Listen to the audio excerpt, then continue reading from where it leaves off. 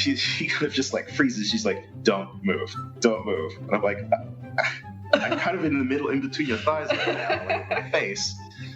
So she gets off the bed, grabs a towel, and she's like, honey? And he's like, hey. Welcome to Normalizing Non-Monogamy, the podcast where we interview incredible people from across the entire spectrum of non-monogamy to hear their fascinating stories. We always strive to bring guests on the show who have a healthy and positive approach to non-monogamy. However, everyone approaches this a little different, and at its core, our show is about hearing and learning from the different experiences and approaches people have.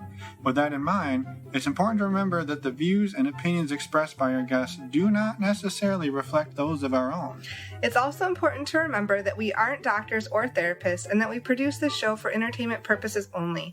Please consult a medical professional for anything regarding your health that you might learn about on this show. One final thing that we need to let you know about is that this podcast will hopefully include some explicit language. So, if that kind of thing offends you, we suggest you just keep listening until it no longer does. However, if you're under the age of 18, you should probably stop listening or gather up your parents and listen as a family. Enjoy! Tell them, Emma. Every time. Welcome to episode 46. Holy shit. We're Finn and Emma. And holy tamale. I shouldn't say shit that early. Wow. Yeah, you're swearing already. Anyway. Today, we have an interview with Vel and Jason. It's a fantastic interview. I know. We're trying to come up with new adjectives. Other than amazing. Well, everyone's amazing, fantastic, wonderful. Vel and Jason tell us a cool... Not cool. What am I? They tell us... It is a beautiful story, and the way they met, the things that they've gone through over the last year and a half, 2 years together, it gets pretty emotional. And it's a little heavy at times. But it's actually really awesome. So please stick around for the whole thing. You don't have to listen to us ramble at the end, but stick around for their whole interview. Yeah, it's amazing. In the meantime, we got some resources real quick. First one. Cassidy. We talk about them a lot. If you don't know what they are, go check out the links on our website and get yourself a free 6-month trial. See what's going on over there. Meet some hot people. We're on there. We're hot. There's other people. They're hot. Mm-hmm. Use links on our website. The other one is stcheck.com. Also, it's an easy way to get tested for STIs. You go and fill out a form on their website. Go take it and get your urine and blood sample, get it tested, get your results within 24 hours. Super simple. You get it 24 hours-ish. Yeah. We'll give them some time. 24 we don't want them to mess it up. 36 hours maybe. Anyway, that's not the point. It's fast. That's the point. Go to our new website, same website address, new design. Yes. And use the link on our page for $10 off. The website is normalizingnonmonogamy.com. And also, while you're there, check out the Contact Us page and this new voice recording that you can send us for free, because why would we charge you? And then send us some feedback. Tell us what you think. Yeah. Only nice comments, please, because I'm sensitive. But we will see everybody on the other side of the show. Ready? Go? Let's go. Thank you, Vel and Jason, and Bella, and I'd forgot the other name of the dog. Chloe. Sorry, Chloe, for joining us tonight. And being willing to share a little bit of your potentially non-monogamous life. We don't want to assume anything, but maybe you could fill us in on some of the details of... Sounds like a really loaded label of you potentially non-monogamous.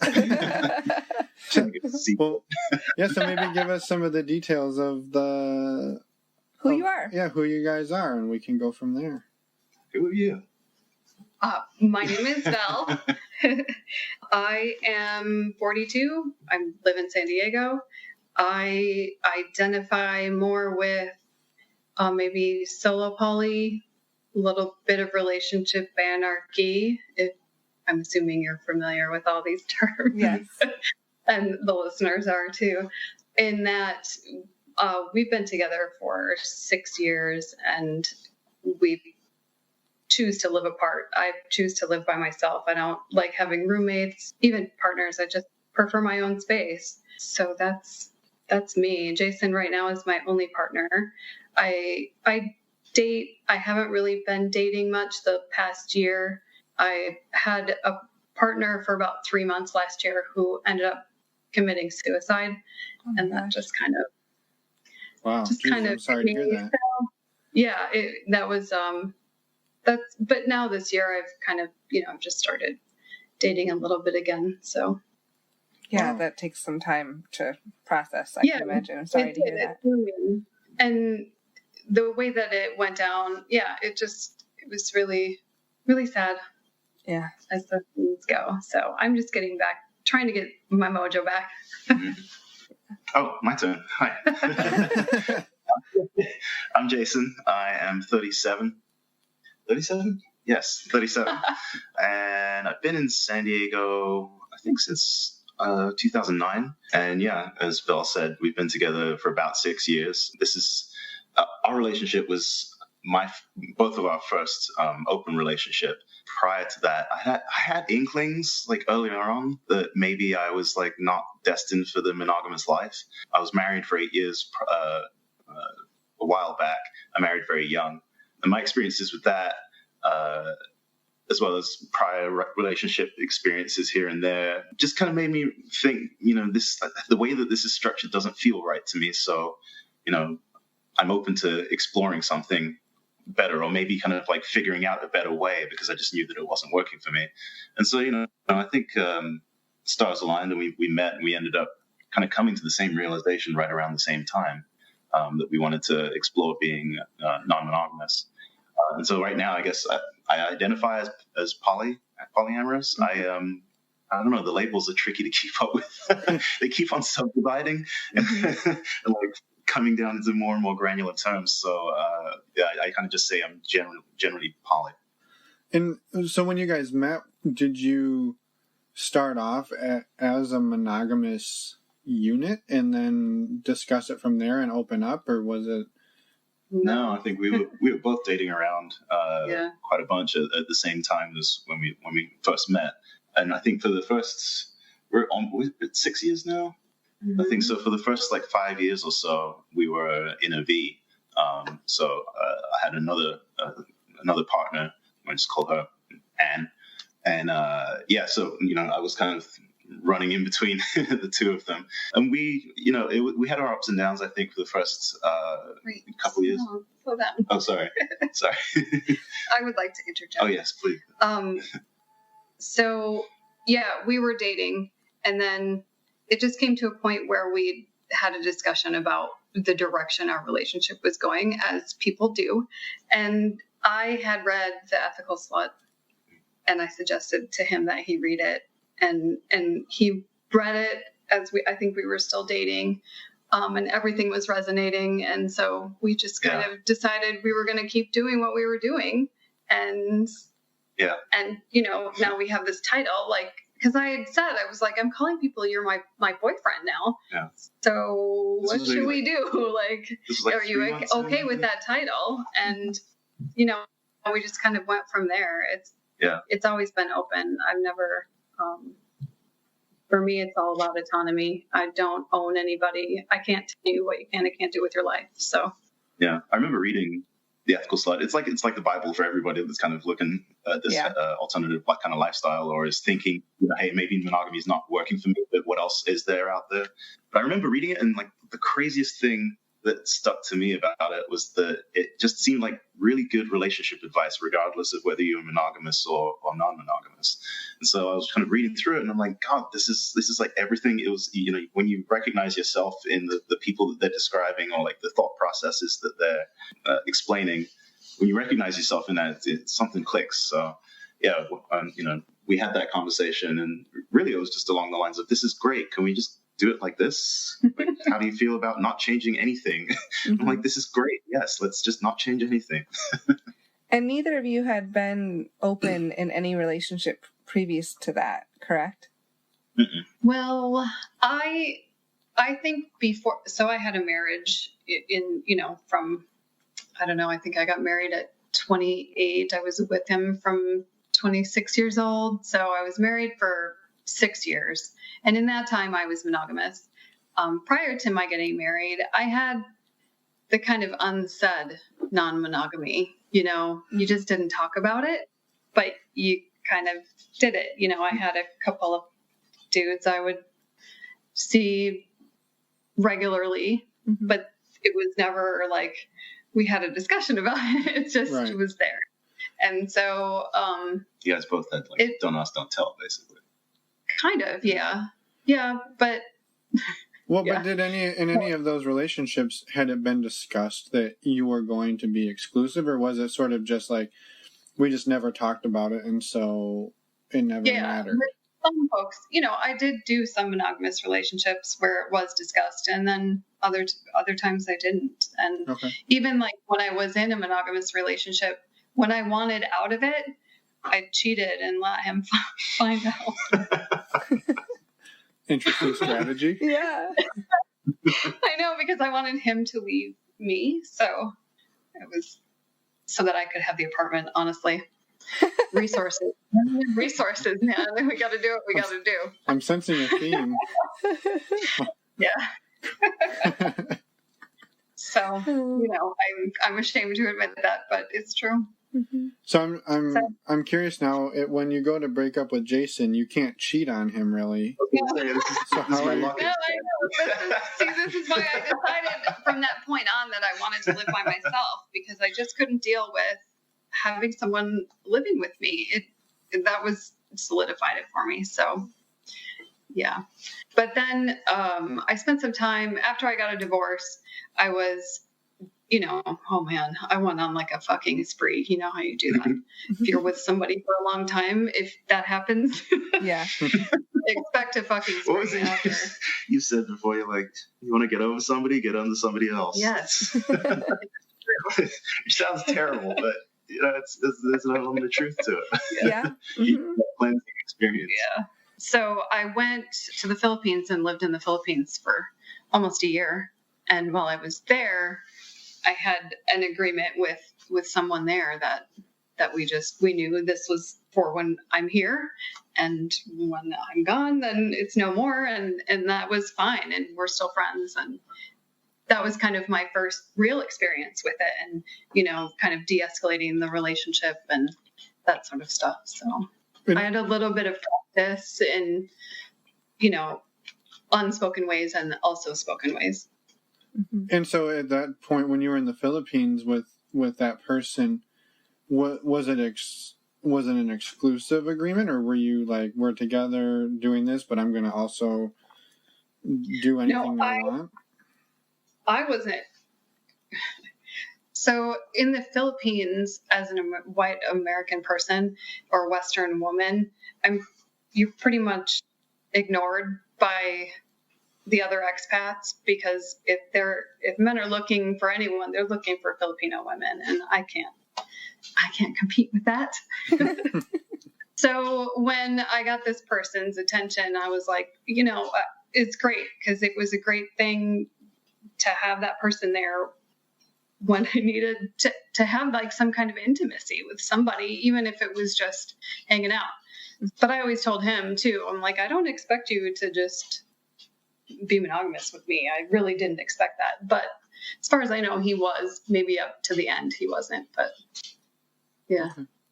Interesting. Yeah. And so then when you came back, and presumably that was when you met Jason at some point after that, and then you guys sort of just by default went into the non-monogamous route, I guess, by never turning it off, not because start how you mean to continue this. I felt that's what I did when I got married, and I lost myself with that.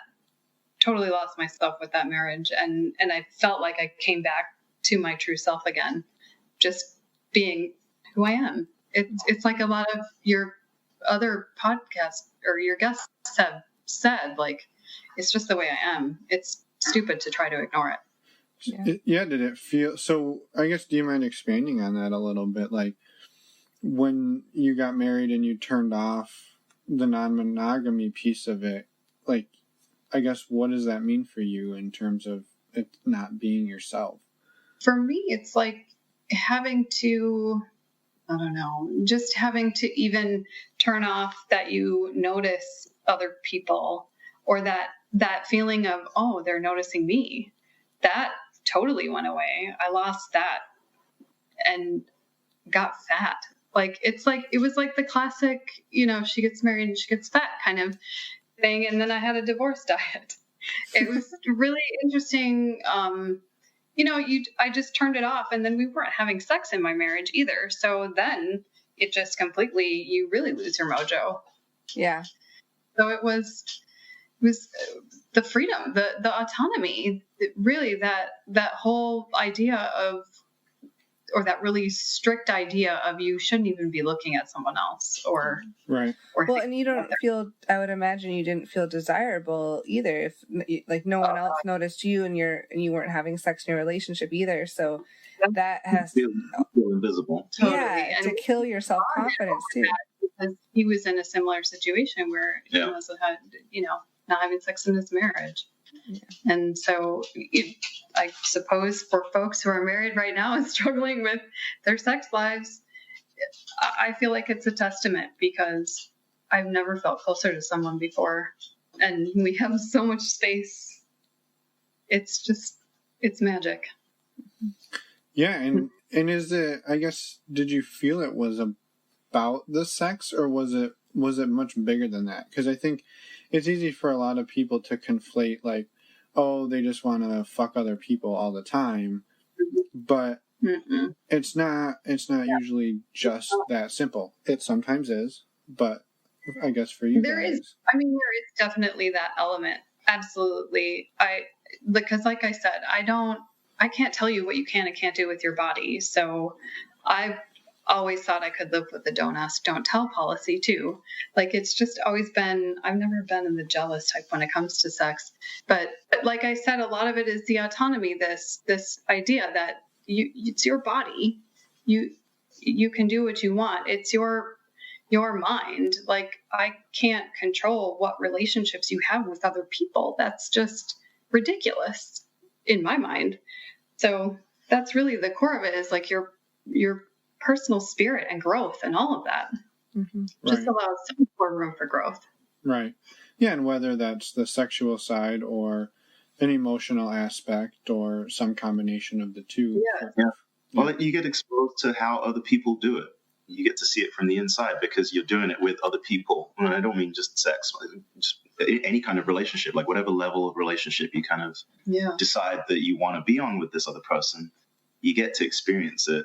And it's compare and contrast, right? Like, you get better because you start learning how different people do it. Yeah. Right. And no, you go. I'm gonna drink some wine. You had a question. I guess my question was, so on Vel's side, you said you identify mostly with solo poly or relationship anarchy. On your side, Jason, how do you go about approaching it? Well, as I said, I self-identify as poly. It took me quite a while to kind of get to that point. Interesting question. It's such a broad question. I'm like, oh God, what angle do I want to approach? But yeah, it's taken me a while to kind of get to the point where I'm like, okay, I think poly is the label that fits best, but I don't really kind of like sling it around or advertise it very much. But I guess I identify with it closest just because there's a loving, caring aspect to it. Right. I've never, with the odd exception, like I've never really wanted to just go out and smash. There's always been a bit more of an emotional component to it. Like I have to like the person, and I have to like think that they're cool, and like that I want to be around them and spend time with them for that to be a part of what I want to do with them. So yeah, when I looked at just kind of like the bare translation of the word, I'm like, well, yeah, it's like love for many, essentially.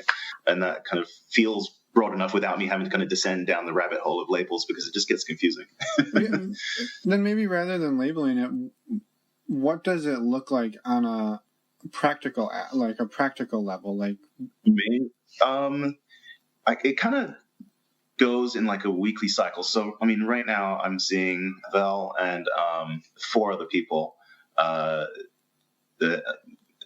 And in terms of, scheduling is like a key concern. It kind of happens on a weekly cycle. So I think usually every like Saturday or Sunday, I just kind of start reaching out to everybody to figure out, well, what's up with you for the next week? When are you free? and then I just play Tetris with my calendar to like make it all fit. And I mean, in general, everybody seems to be on a weekly kind of basis that we all want to get to see each other, but there's no kind of requirement, or at least I've never put that requirement on somebody because scheduling happens. Honestly, people are out for a week, or they get sick, or life happens, and you're not able to kind of maintain like a regular schedule. And I found that for folks who really place a premium on getting their fair share, quote unquote, of time, they struggle a lot with this kind of setup. And it's for them to kind of decide what they value the most. But I think back over the time that I spent with two people, and just my general kind of stress level, and trying to kind of like make sure that everything was kind of running smoothly and everybody's feeling included and feeling like they're getting enough time. That was a lot harder than I feel now, when everybody's on the same page and is working together. It feels much less stressful, even though there's even more people involved, because it just feels more forgiving, like there's more room for error. Just if I need to travel for work, or if I get sick and I have to change plans, or something happens, it feels like, okay, well, we have enough history and I have enough trust in you that I'm sure we'll see each other, when we next make plans, or, skip a week, or whatever it needs to be, for everybody involved to just feel like they're not stressed out by, by schedules, you know what I mean? Yeah. That's a sensitive thing for him, because we, like he said earlier, we were in a V, and the other person was not non-monogamous. She was monogamous. Monogamish. Yeah. It's still unclear, but somewhere between monogamish and monogamous, like, kind of like not monogamous, but not 100% happy about it. And you had met her after the two of you got together?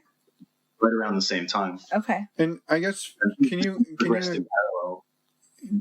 explain what a V is? And it sounds like, Jason, you were the apex of the V, or the... Yeah. So for the folks at home, there's all kinds of names for it. Like I've heard, like it's like a V triad, or a V, or there's a bunch of different names for it. But essentially, it's just there's three people involved, and two of the people don't have any kind of relationship with each other. Okay. So the person in the middle is kind of bouncing between the two. Yeah, the apex. Okay. And so Vel, you and the other partner didn't really have contact at all. It was just, you knew she existed, but other than that, it was... Yeah. And we tried. I met her in person, and then Jason actually is an immigrant, and he recently got his passport and got sworn in and everything. So last year, it felt like 20 years. It was amazing. So she was around for that, and like we could be comfortable with each other if we had to be, but it was really basically just putting up with it. Yeah, and especially from our end. Yeah, so you had said like those relationships had progressed in parallel when the two of you met, and you met her as well. So, but she was mostly monogamous. So was it because she had a problem, or she was having issues with your having multiple relationships, that it was hard for her to be in the same, like, to be around you, Vel?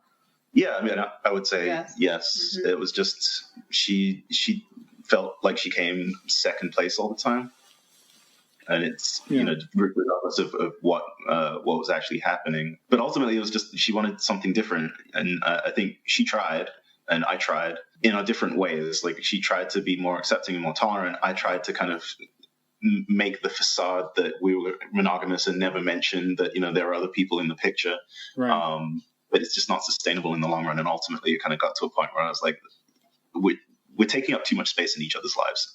You should go find this monogamous setup that would fulfill you. And I want to explore poly. I want to explore other people, first of all, because I feel like it teaches me, it's like they're mirrors, and they teach me about myself. And I just really enjoy learning about myself, but also connecting with these people as well. That, obviously I'm attracted to.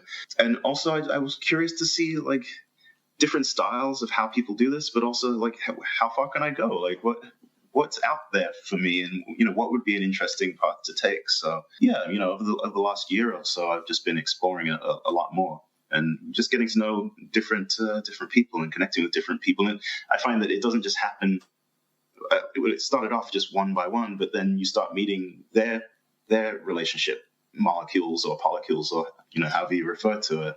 Sure. You get to meet their groups as well, and you just start seeing so many different approaches and attitudes, but all kind of along the same general path of people don't own people. Mm-hmm.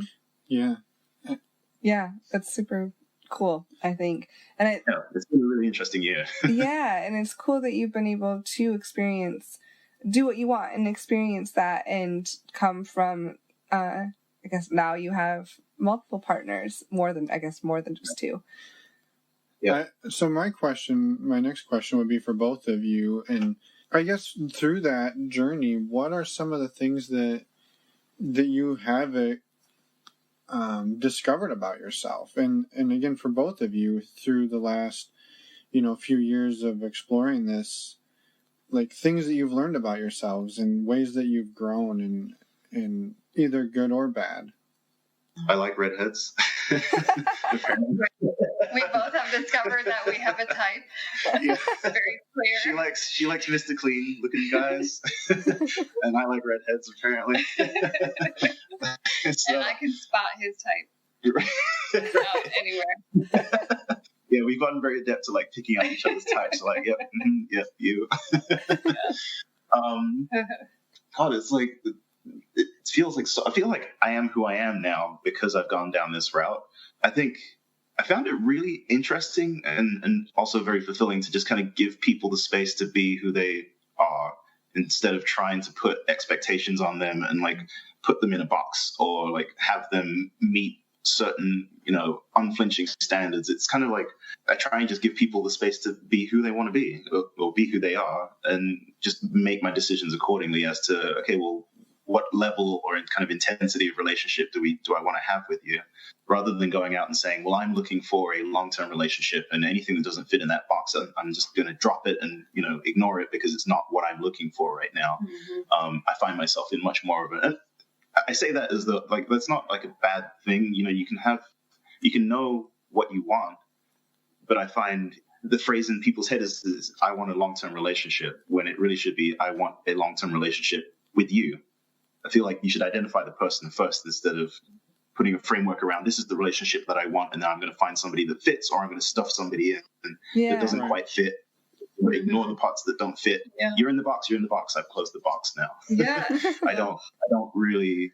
I've tried that and it didn't work for me. So I'm finding myself much more in a mode of just relating to people on the level that they seem to kind of want with it, that we mutually want. I just kind of look and see where those Venn diagram circles overlap, and I'm like, okay, well, that's where we are, and that can change, or that can get wider or narrower over time. But it's just, let's meet where we overlap and go from there. Well, I think that's evident in the fact that you and Val have been together for 6 years, right? Obviously, you're not averse to long-term relationships, but it's really more about finding the right person and then figuring out what relationship makes sense for the two of you. Yeah. Right. Otherwise, I feel like you're constantly rejecting people who are 80, 85, 90, 95% of what you're looking for, but sorry, you're not the 100%.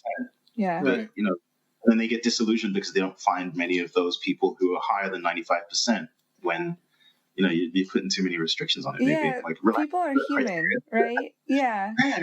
Yeah. And sometimes you got to round people up just a little bit. I feel like I have the luxury to be more forgiving and accepting this way, because I'm not looking for one person to kind of fill that, perfectly fit that mold that I've cast in, hard iron, and nothing can budge about it because that's what I want. Right. Yeah. I feel like there's got to be a little bit of give and take, at least to just kind of grow into the person and get to know them, because they're not always going to fit into that box perfectly. Mm-hmm. Yeah, for sure. Do the two of you see that, I guess, in the future, continuing what you're kind of the path you're on and dating more, I guess, do you see it changing in the future? Yeah, I do. For me, I do. No. I don't see this changing. Oh, this? Sorry. No. No, No, I don't see this change. This, no, I couldn't see it going. Yeah, maybe you should ask a more confusing question. I didn't mean that. Wait, I got confused, Your Yeah, Honor. sorry. I was meaning about your, I guess, how you explore polyamory and see that changing. No, I wouldn't go back to monogamy. I don't see myself going back. No. Even if I found somebody who was like a perfect match for me, I would still enjoy. It's just one more perspective. It doesn't crowd out the others. It just joins the others. Right. And did it take a while to find people that sort of it sounds like for you the form that works the best is being able to check in on a weekly basis and say, hey, here's where I am, here's what my week looks like, how do you guys feel about that?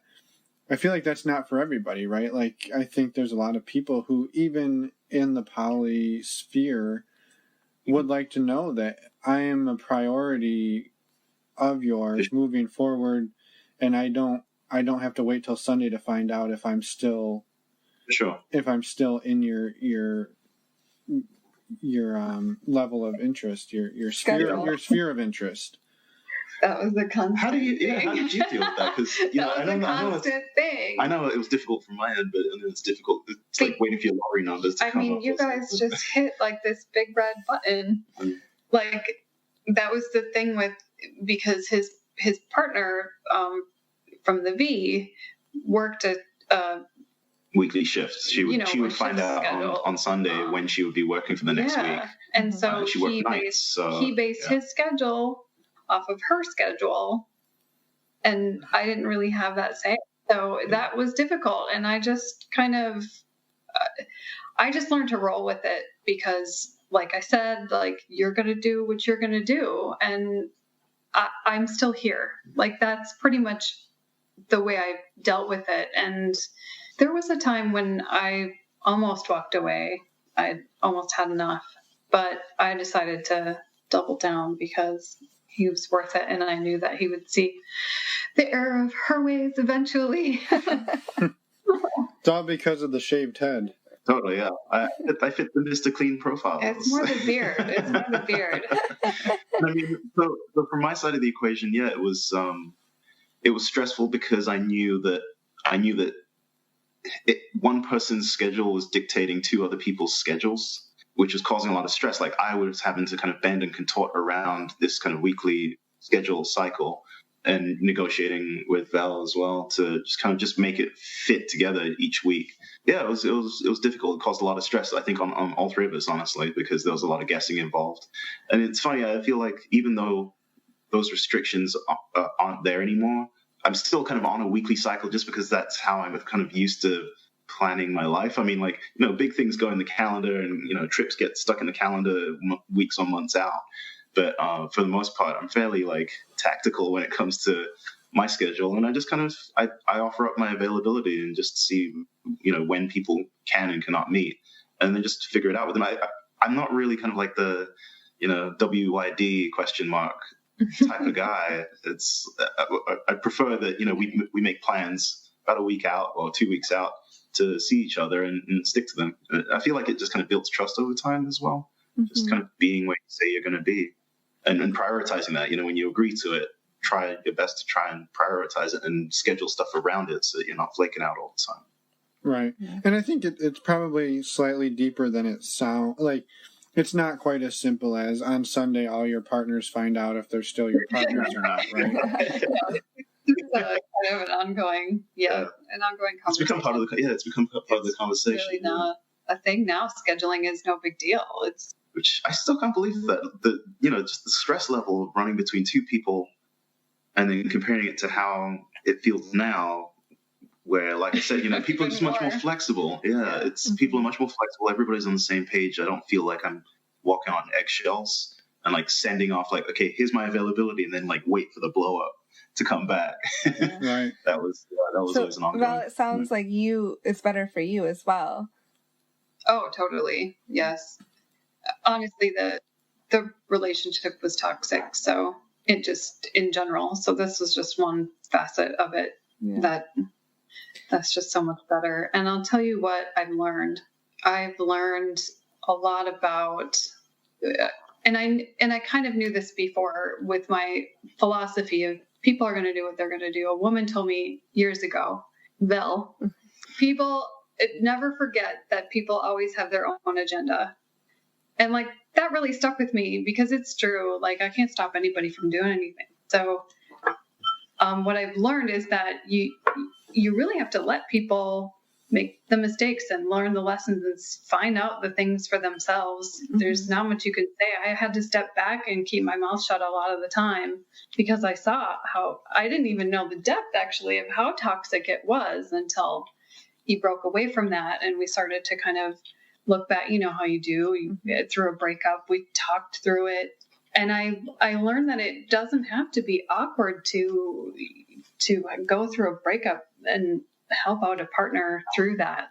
Oh yeah, that was a new experience. Yeah, like when you go to your girlfriend's house to complain about how you break it up with your girlfriend. Yeah, so that's something. The whole existence of other conversations that ordinarily in monogamous situations never even happen. Like, yeah. And same with one dying.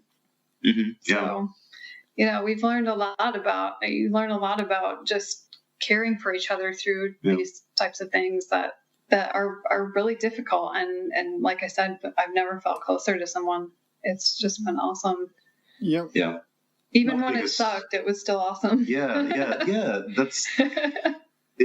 I've said it pretty frequently, and I feel like I'm saying it more and more recently. It's just like, even when there's ups and downs, like, yeah, the ups are awesome, but the downs are fucking fascinating. Like, I'm just like, you would never be in a situation to learn these types of lessons. And even when you completely mess it up, if you just go into it with a genuine intent, you can come out learning something, and like, you're going to learn how to not do that again. And yeah, it sucks, and you can try and repair for past mistakes, but you come out of it just kind of knowing a lot more. Mm-hmm. And Val, I'm curious, during the relationship with the V, did you ever date, or did you decide to date anybody else, or were you mostly with? Mm-hmm. Okay, you were too. Yeah, I had some relationships. Really nothing that stuck. I don't know. It's like 6 months or whatever. One of them turned into a really deep friendship. I just adore him. We both do, I think. Yeah. And his wife. Yeah, I've dated. I don't know that I identify so much with the many loves. I don't know. I'm not really out there looking for anything specific. I'm just kind of meeting folks and seeing if there's a connection. And if I want to explore it deeper, then I will. It's just kind of being me. Yeah. Right. And I'm circling back a little bit to the, talking about how you guys helped each other through, breakups and deaths. I mean, those are very hard things to go through, by yourself. And I guess, do you mind talking a little more about like what it's like to go through those things and still having a partner? Because I think that's something that most people don't get to experience, right? Like if you go through a breakup, like you call your best friend and you're the whiny best friend for a while until you get over it, right? But now you have another partner. So I guess, what is that like in on both fronts? How has it been, Jason? I think the freedom to have somebody that you can really speak your mind to, that's a liberating feeling beyond anything else. Somebody that understands you romantically and as a friend, and have their perspective on, relationships that are ending, or did I do that right? Was I compassionate? Like, having somebody who really, really knows you to bounce that stuff off of it's changed my life. And I mean, the freedom that I'm not given, but that I have, I guess, is ironically what binds me even tighter to you, more than, vows or, a contract. Like, because it's almost like I have this ability to go out and explore and learn things, and I bring it back to the relationship, and I'm like, dude, check it out. Like, check out what I learned. And we're both doing that. And an incredible feeling. It's like it really kind of accelerates your own growth and learning and introspection, I think. Yeah. I don't know. Did I answer the question? I don't know. I think you did. Maybe. I guess for me, it was hard to see him. He was hurting, but it's like I said before with, not being able to say the things, and then it's still a practice of not wanting to say "I told you so" or any of that. Right. It's really tempting to do, and I've learned a lot. I've learned patience and just that you have the empathy, because there's another angle too that didn't occur to me, but it's this feeling of being broken up with by him.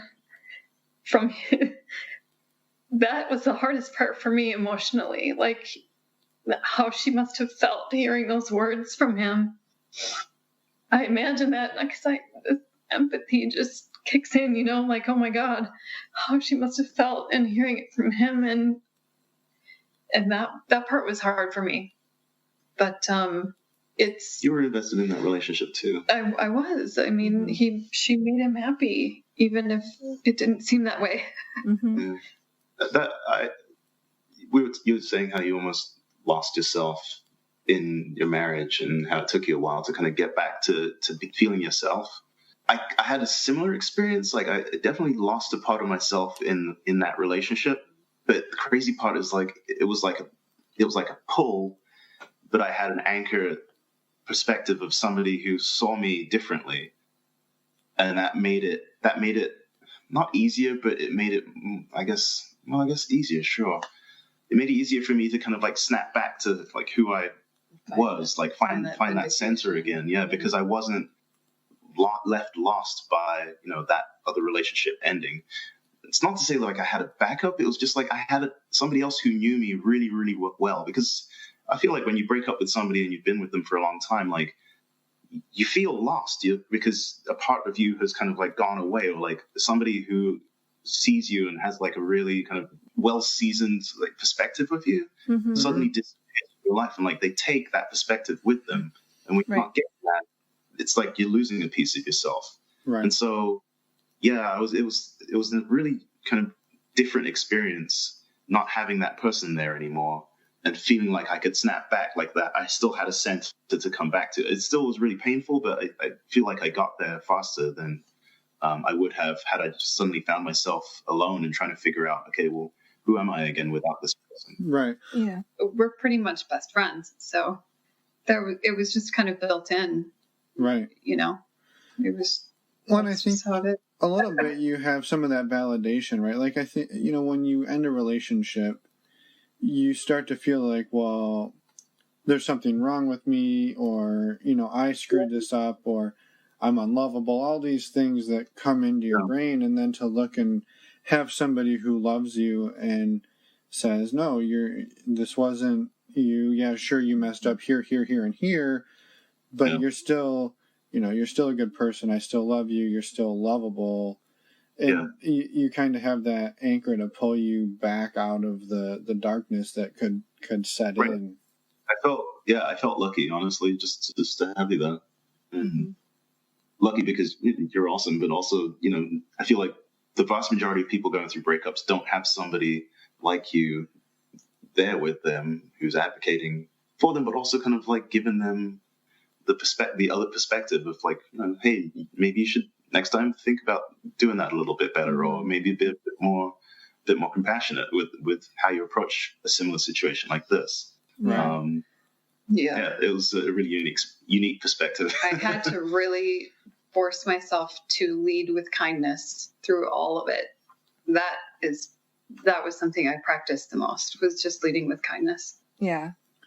Instead of the "I told you so" type attitude. And even through the relationship, like just not being cunty, Yeah, because it'd be a simple rule, but it's so hard to follow. Yeah, she was really difficult, and there were lots of times where I would have been perfectly justified in being cunty right back, and always led with kindness. And yeah, I don't know.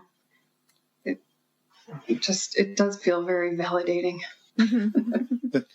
Yeah, no, I think that's a good strategy in life in general. But yeah, lead with kindness. I think that's a very good strategy. Yeah, I had to keep that in mind. You got to practice. Like it doesn't come naturally. Like you got to practice it. And you're going to make some mistakes, and you just got to kind of learn from them. Don't beat yourself up because you fucked up. Because there's no playbook for what we're doing.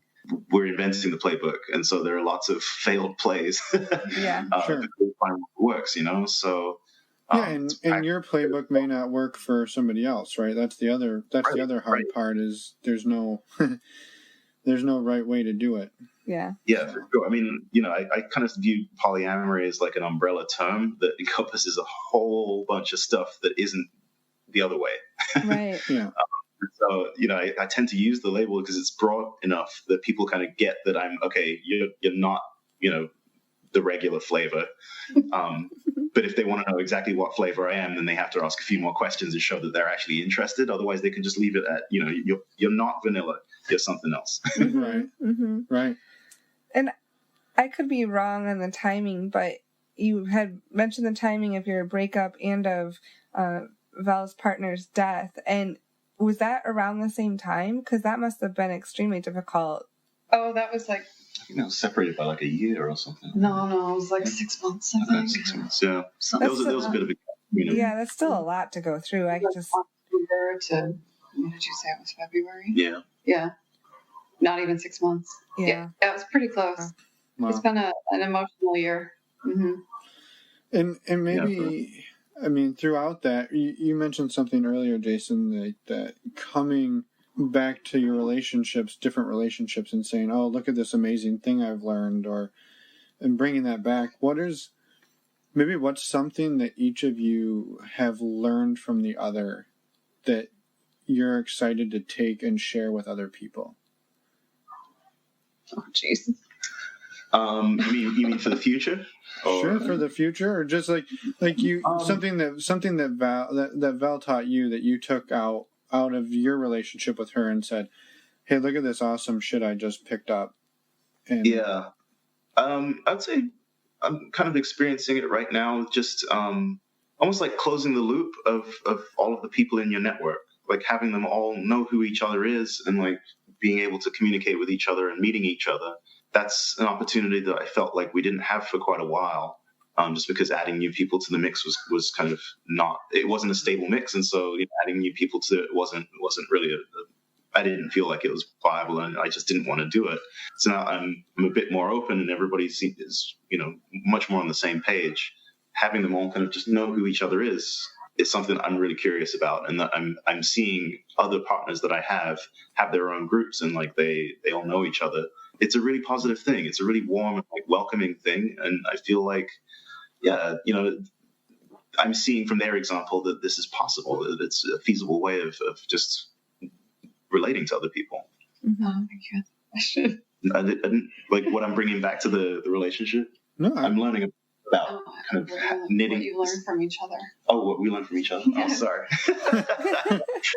B-roll. I thought you were asking what are we going out and learning and bringing back to this relationship. Also an acceptable answer. Yeah. Sorry, I didn't mean to go off on a tangent. Okay, sorry, I'm going to shut up. What did you learn from me? I'm still thinking about it. Oh, okay. What did I learn from Vel? Way to throw a tough question out there. Well, you know what? I had a little bit of wine, and I thought I'd ask some hard questions. It's patience and forgiveness. I think just giving people that room to feel like they're not like walking on a tightrope with you.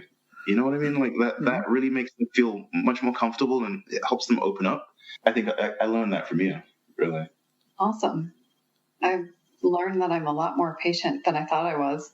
That's good to know about yourself. Yeah. On most things, I mean. Right. Sometimes I'm like, oh shit, don't fuck around.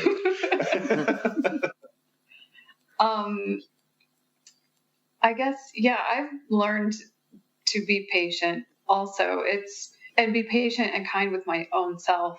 We always tell each other, what is it that your mom said? Don't talk about my friend like that. Because, I'm really like, I hate hearing people with their negative self-talk. And sometimes we catch each other doing that, and so we've learned not to do that. And it really helps to. You got a spotting partner, just being like, up. Don't talk about my phone like that, all right? It helps. It sounds super cheesy, but it's a real thing. Call each other out, though. Yeah. Yeah. It's just like, don't bring that shit around here. Like, this isn't the place for that. Right. Are you, I guess, throughout this whole journey that both of you have been on, have you been open about it with with your friends and family, or has it been something that has evolved over time as well as your journey has?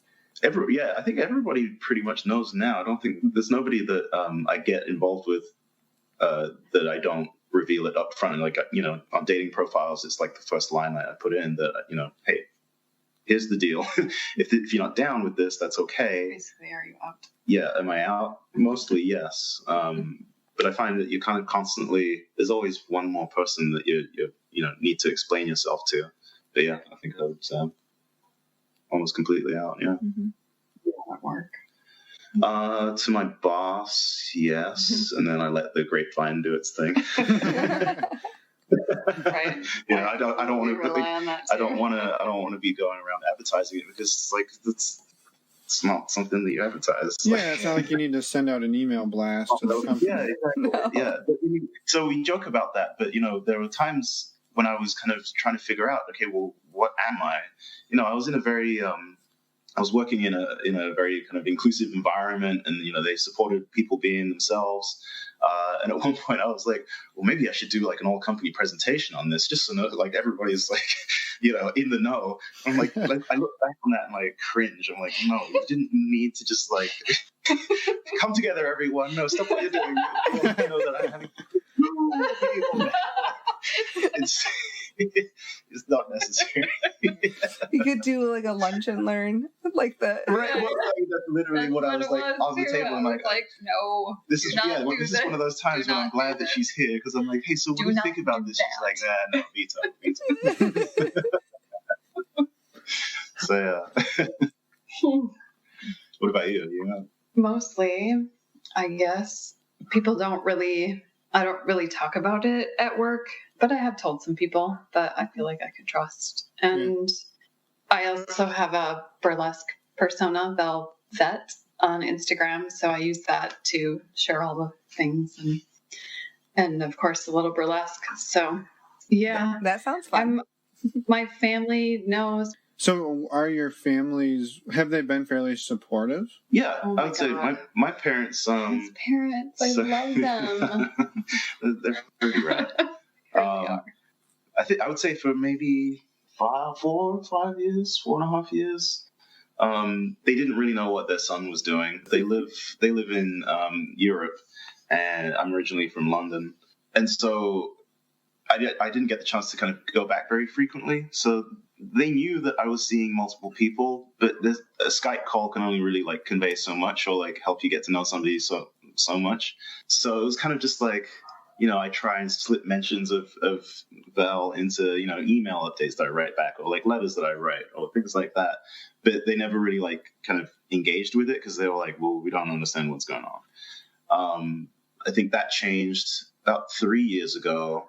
My dad had a stroke and was paralyzed down the left side of his body.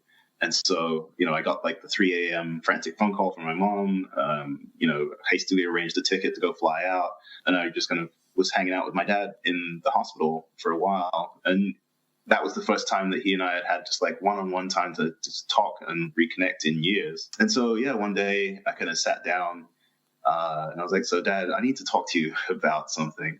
And I just kind of told him, like, look, I met these women at the same time, and I love them with everything. And I couldn't choose. So we decided to figure out how we could make it work.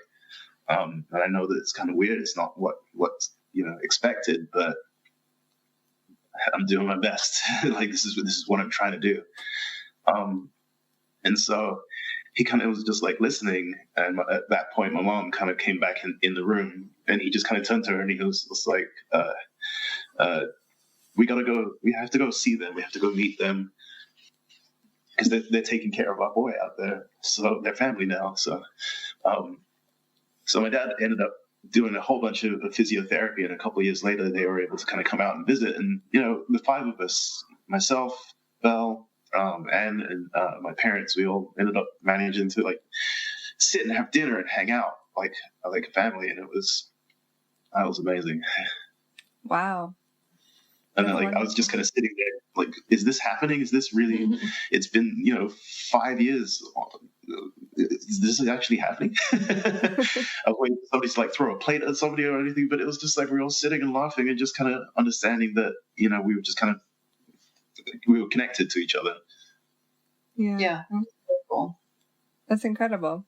And that they flew a long way to make that happen and made that a priority. And your dad did a lot of therapy and everything. That's a really amazing story.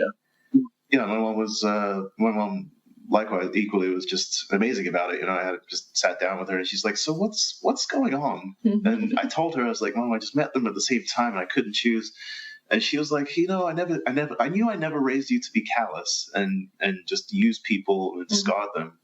I knew that wasn't how I'd raised you, but I just didn't know the context of who these women are to you. And so, they were awesome about it. They really helped. So that was like a big piece of the puzzle that just felt like it just clicked right in. Yeah. It's nice to have that support from the family, I imagine. Yeah. It means everything. Yeah. It's just really awkward with my folks, so I don't really talk about it with them. They knew, because I would talk about other people, but really not give them a title or anything, or just call them a friend. I've talked about it before, but I don't really think they just don't ask. They don't care. I don't know that they care. They think it's, it's just your sex life, honey. Yeah. Right. Yeah. I mean, that's tough too, right? Because for you, it's more than just your sex life, right? And so I imagine at a certain point, there's times you want to be able to bring people home or show them, and that it's tough that you can't do that. Or talk about people. Yeah, exactly. Yeah. I mean, I have there's a couple cousins and an aunt. And like Jason said, I just use the grapevine for all. Just they can just pass it on to other family members. The information will get there. I think they know, but I come from the Midwest, and I moved to California, and like I'm the crazy one that moved to California of all places. But that's the kind of mindset that I come from. So I'm just kind of eccentric living out here in crazy California. So that's fine. I just don't go home that much. Right. Well, the weather's probably better there anyways. Oh, totally. 100%. Yeah. Sunny and 70. That's the weather in San Diego. Yep. Like clockwork. It's crazy. Mm-hmm. So I think that's your dream. It is my dream. Somebody loves the seasons. Back to the interview. It's kind of, I'm traveling to Midwest pretty soon, and it's I think the high is 14 and the low is 4. I'm kind of excited. It's going to be an adventure. It's because you're traveling there and you can leave. Yeah. Right. Exactly. It's like when you're an uncle and you're like, oh, it pooped. Here you go. Yeah, exactly. Yeah. So one thing that we try to talk about, if you guys are open to it, is how do you manage your sexual health and your sexual safety, navigating multiple partners and keeping everybody safe, because it's not just you, it's not just Vel, or it's all of you and your whole web. Yeah, for sure. I use condoms with everybody except Vel, and I feel like that keeps it simple. There's never any question. Of course, I'm curious about it. It would be nice to be able to expand that, but I haven't figured out a way that I feel comfortable with doing that yet. It's tricky. And when you introduce a new partner or partners, do do you typically have conversations around, sexual health and practices? Mm-hmm. Absolutely, yeah. Yeah. I prefer to see results on a mobile phone personally, but no one has actually done that except for you. Oh. Yeah. I just kind of screenshot it and send it because I got it done recently. Newfangled thing, I guess. Right, I don't know, right. but yeah, I show people in that, hoping that they will show me theirs, kind of thing. Yeah. And is it ever a deal breaker if they don't? That you're like, hey, I was willing to share this with you, and I'm not seeming to get anything back. Does it ever cause you to lose interest? I would have if I don't feel like I can trust you, I'm not gonna have sex with you. It's certainly not a shady motherfucker. Yeah. I guess I just trust them if they say, yeah, I've been tested, and then we go from there. I always use condoms with other folks too, and I don't sit here and say, Jason, you better not use condoms with anyone else or whatever. I just, I would like to know in advance, maybe if it's possible, but it's if it happens or condom breaks, shit happens. Yeah.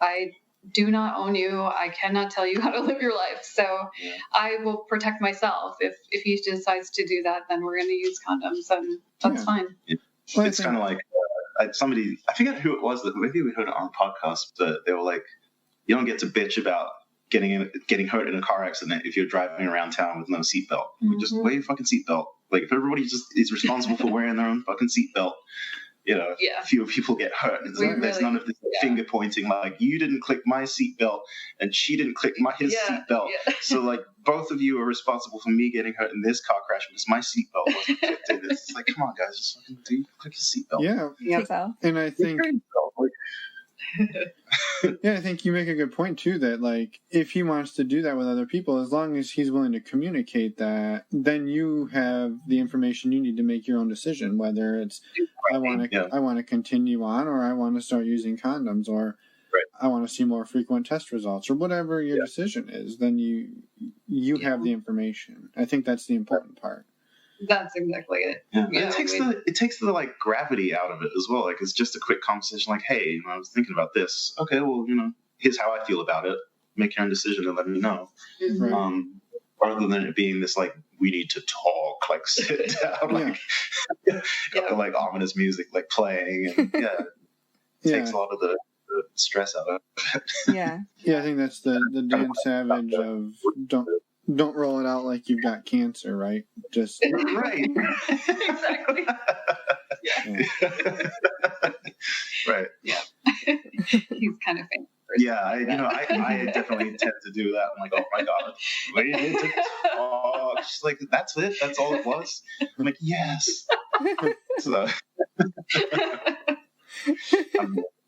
you need to stop doing that. I know. I'm working on it. Year 7, I'm telling you. It's going to be your year.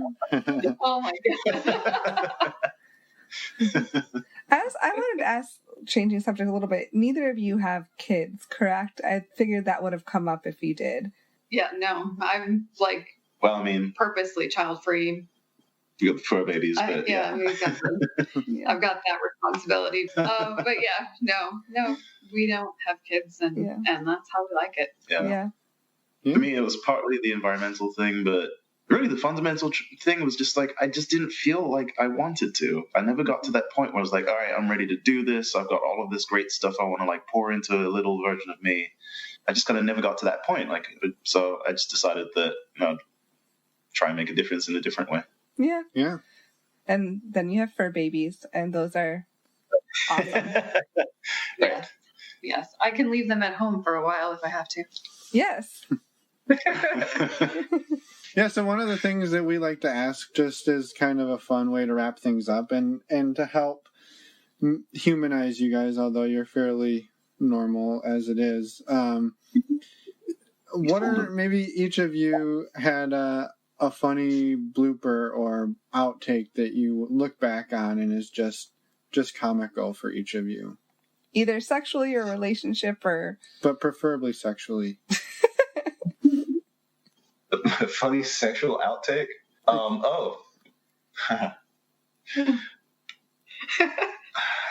like, how crude can I be with this? As crude as you'd like. Do I know this? Yes. Oh, okay. I think so. Okay. You know, this is going to be a great outtake. So we went back to her house.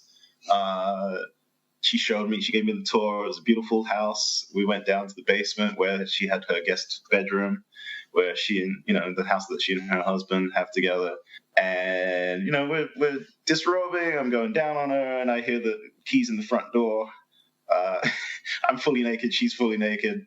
So I feel her freeze, and I hear the keys upstairs, and then the front door opens. And she kind of just like freezes. She's like, "Don't move, don't move." And I'm like, I'm kind of in the middle, in between your thighs right now, like my face. So she gets off the bed, grabs a towel, and she's like, "Honey?" And he's like, "Hey." And I'm like, "Oh my God, I didn't know he was going to be coming home." And she's like, no, it's fine. She's like, we're still busy. Can you just go to the bar? And he's like, "Oh, okay, I'll be back in like an hour." So, yeah, that was kind of like a poly blooper moment. I'm like, next time, could you just tell him that we're going to like go back to your place and that he shouldn't come back, please? Not to be surprised like that. Yeah. So he had no problem with it. It was just made you uncomfortable. Great. Well, I'm standing there thinking I'm about to get shot. And he's like, "Oh yeah, I'll just go have an IPA." Like, and then you're on the clock. I don't know, take you out of my mind of him like going up to the bar, and he's like, "Hey Sam," and the bartender's like, "Oh hey man, how's it going?" The usual. He's like, "Yeah."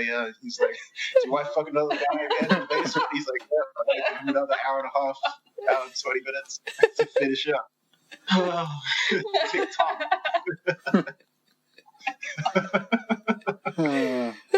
Yeah, that's a good one. Good one.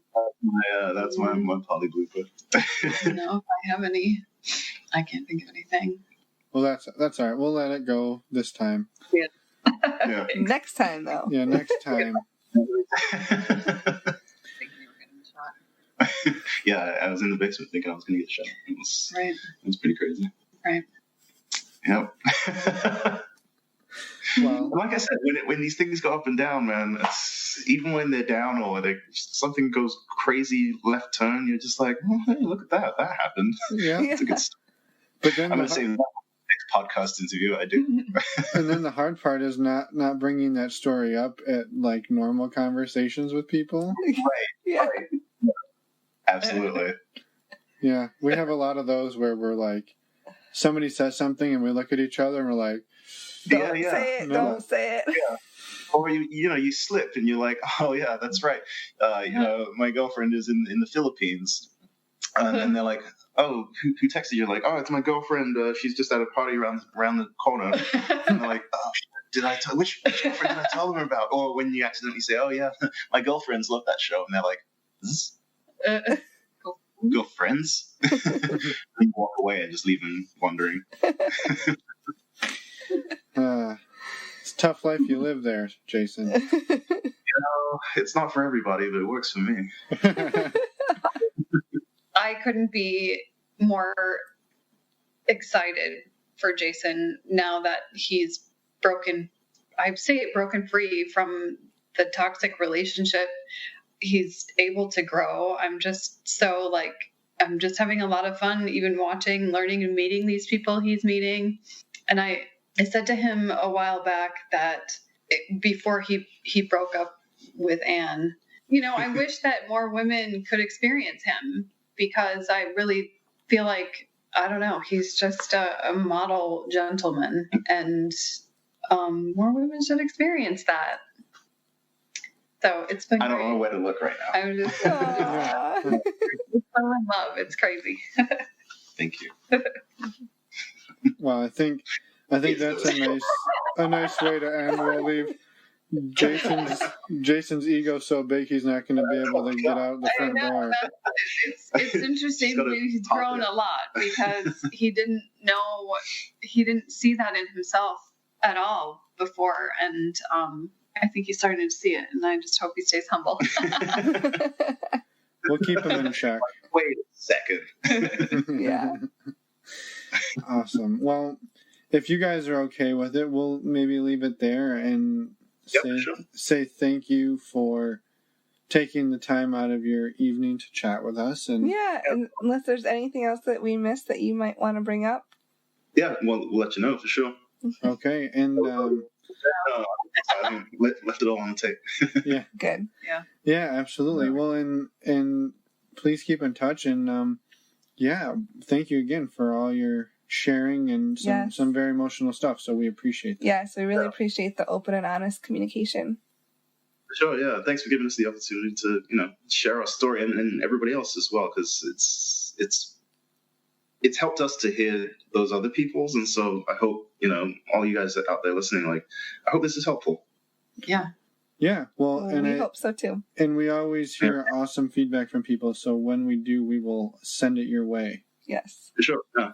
Cool. And in the meantime, keep in touch, and we look forward to continuing to be friends. Yes. Yeah, we'll do. Awesome. All right. Well, good night, guys. Good night. Yeah. Have a good night. Thanks very much. We made it. We came back. That was an awesome interview, and thank you to Vel and Jason for sharing some really awesome, deep stuff. Yeah, and being honest and open about everything. It was amazing. Yeah, they are fantastic people, and we're happy to have them now in our lives. Definitely, yeah. And they only came into our lives because we started this show, and then they reached out to us, which you can do on our new website that we told you about earlier. Yeah.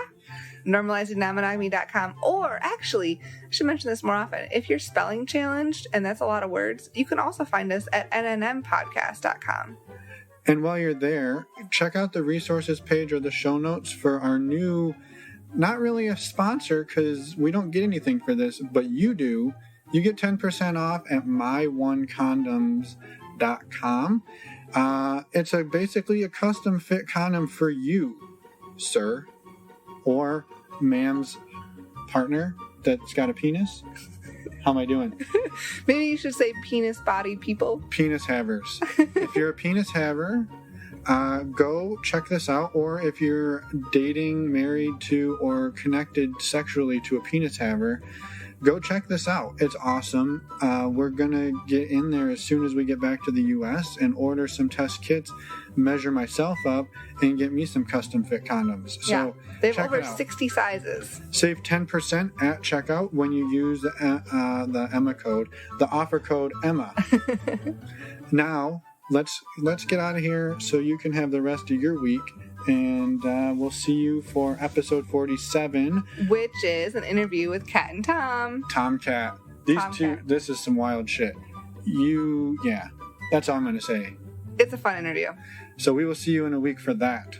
Bye, everyone. Have a good week.